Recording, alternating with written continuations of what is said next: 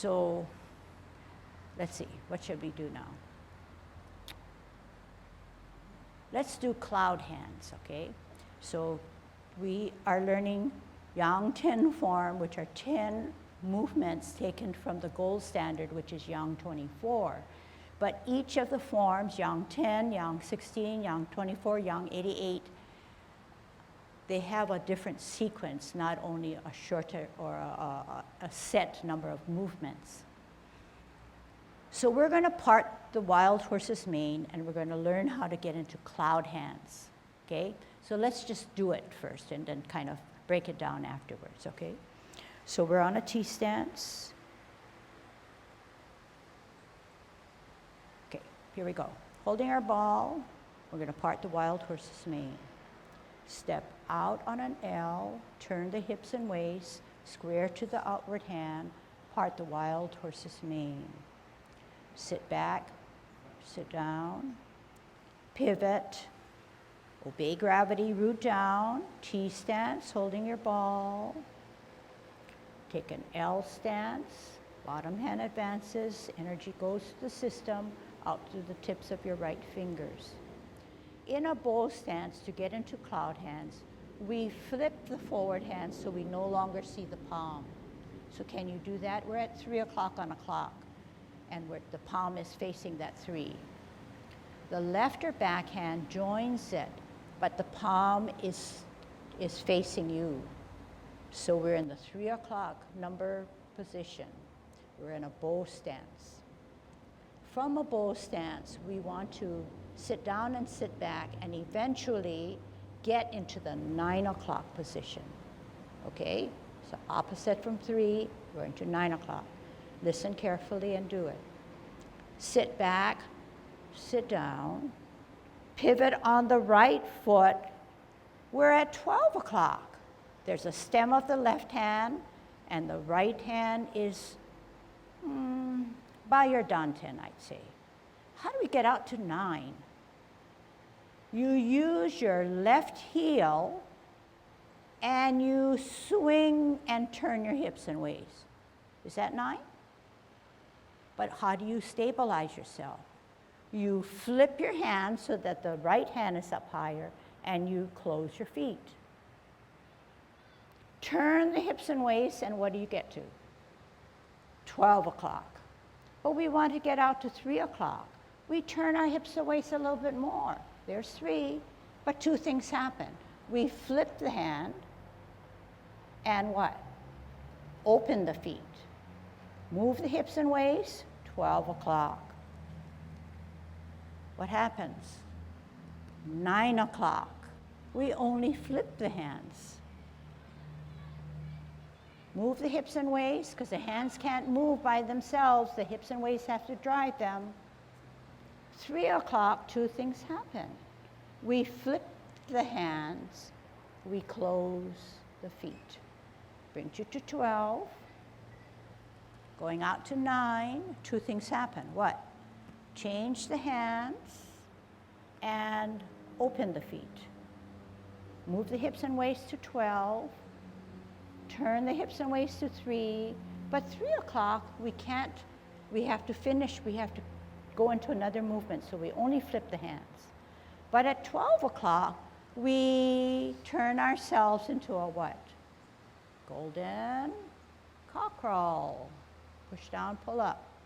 And the other side, push up and push down.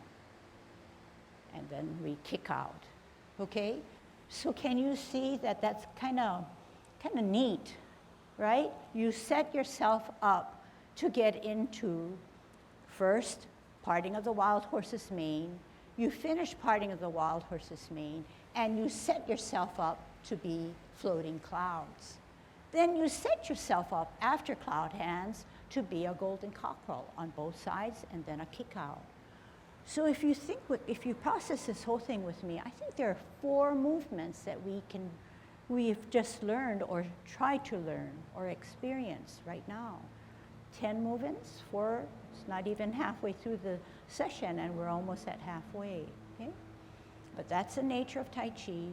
We can skim the surface and get a bird's eye view, and there's lots more to dig down deeper and refine, okay?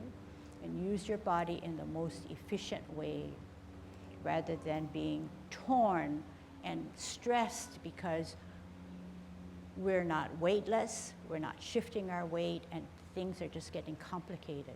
So we want to come to class with a sense of calmness, increase that calmness as we learn Tai Chi, leave class with more calmness. We want to address our core all the time, and we want to be able to use our hips and waists, not our hands. Our hands are not there for Tai Chi. They're there because they're joined to us by our core. We want to be able to use what's central to us. We want to create calmness. We want to be able to use our core. We want to be better able to center ourselves, both physically and mentally. And that's the process of your Tai Chi journey. Okay, I think I like that. Let's kind of perfect how we can do parting of the wild horse's mane to lead us into cloud hands and get out of cloud hands by being a golden cockerel and kicking out. Okay, follow? All right. Good Tai Chi posture, dropping the shoulders, T-stance, right hand on the top, left hand on the bottom, good size of your ball. Weighting down on the back or right foot. We're going to part the wild horse's mane. T-stance, out and to the side, bottom hand advances to go up the horse's mane. Bow stance. Sit back and sit down on that imaginary stool. Twist step. Firm down. T-stance, center with the ball. Step out and to the side. L stance, move the energy. Bottom hand advances, part the wild horse's mane. We are at 3 o'clock. We want to get into cloud hands. Flip the forward hand so you no longer see the palm. Join it with the left or back hand where you can see the palm. We're in a bow stance. We want to get out to the 9 o'clock. But here's what we do. We keep our Tai Chi pattern for our feet. From a bow stance, we sit down and we sit back, creating an insubstantial front foot. We're going to twist that insubstantial foot, and we get to 12 o'clock. A stem of the left and a brushing of the right. 12 o'clock, halfway there. We're going to use our left heel and pivot out. Our hands got there, our foot got there. But we have to stabilize. We're going to have to flip the hands and join the feet. Move the hips and waist to 12 o'clock. What happens at 3? 2 things. Flip the hands, open the feet. 12 o'clock. We're going to get out to the 9, but we're only going to flip the hands. Moving the hips and waist gets us to 12. Also gets us to 3, but 2 things happen.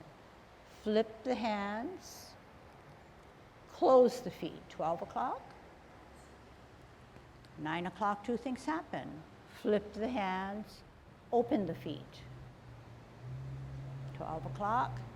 But at 3 o'clock, we only flip the hands. We shift our weight at 12 to the left. We come up as a golden cockerel. Okay? Down, shift weight to the right, up, golden cockerel.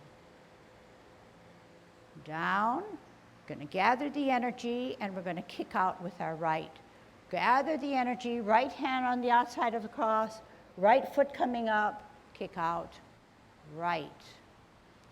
Down, left hand on the outside, left foot coming up, kick out, left. Holding our ball on a T-stance. Okay, let's finish it up. Let's see what's entailed for us. We're on a T-stance, we're holding our ball. We're going to step out on an L. The bottom hand is going to advance and ward off our opponent by pushing him out using our forearm. Then we're going to turn the hips and waist and make your hands staggered. and we're going to sit down and sit back. Sit down, sit back as if to grasp the bird's tail. Then we're going to contact at our wrists, turn at our hips and waist from the middle, push the energy through. Separate the energy and roll back and sit down. That's what the choreograph says. From a bow stance, you have to sit down and you have to sit back. Push them back out. Do the other side. Sit back and sit down. Twist, step. Root down or to gravity, holding your ball. We're going to ward off our opponent on the left side now, okay? This is a T. Out into the side L. Bottom hand wards off your opponent by pushing him out using your forearm. Turn the hips and waist, reposition the hands, and we're going to sit down and sit back. Use our hips and waist to turn back. Contact at our wrists, center of the body, push the energy through as if to grasp the bird's tail. Then push the opponent back out one last time. Twist step. Open step, in step, embrace the tiger, right hand on the inside of the cross, move over, pull him up, push him closer to you, push him away. Drop your shoulders, flex your knees as you now lift the left heel off the ground, totally off, and you close your form. Okay, so that was like a sneak preview into the remaining movements, but you can see that if you know your feet alignment really well, then you will then concentrate and enhance it using your upper body. You also found out that Tai Chi is martial arts based. All movements are taken from the hardness or the force of martial arts, but streamlined in a way to make it a meditative dance, okay? But the intention of each of the movement still rides heavily on martial arts base. So you say, well, you know, I'm not in Tai Chi to develop muscles, and I don't want to be a bodybuilder, but you know, some of that will come with the territory because you are doing martial arts in a graceful way. So it's a plus, okay? Okay, let's move on to something else now. Okay, so all of these movements we're taking a bird's eye view. We're trying to see how Tai Chi can be done in a logical way and a very systematic, in a patterned way. So if you know the patterns, more than likely, it'll be easier as we get into harder movements.